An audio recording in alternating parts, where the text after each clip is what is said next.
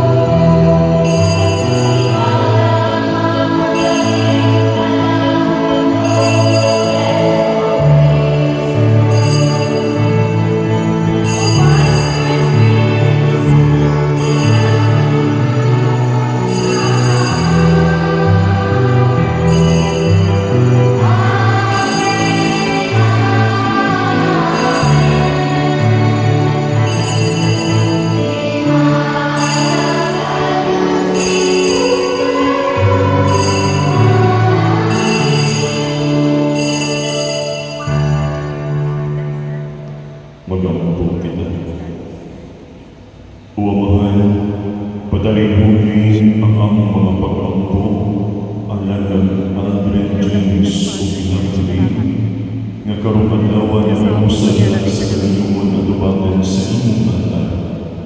Panalangin sila kung higunan ang ilang ugma sa usa-usa. Kini ang mong ipangayo, pinaagi sa ang Ginoong Jesucristo, imong anak, nga buhi o hari umat kanimo o sa Espiritu Santo, Diyos hangtod sa kahangturan. Amen.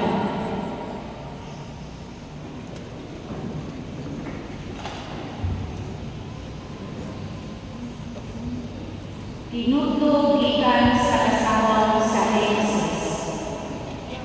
Unya ang Ginoo ang Dios.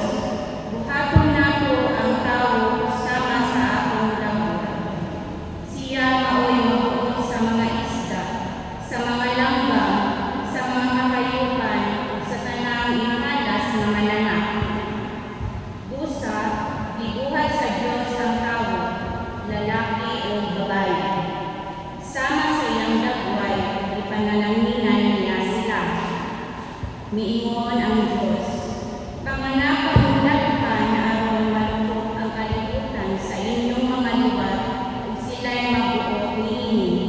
Kamoy mabuot sa mga isda, ug sa mga langgam, ug sa tanang ihalas nga mananap. Nakita sa Diyos nga maayo ang tanan na iyang nabuhat, ug nalipay gayud sila. Nilagay na usab ang kagabuhiron ug niabot ang kabutagon ug kadto mao ang ikaulong nga adlaw. Ang pulong sa Ginoo. Salamat sa Diyos.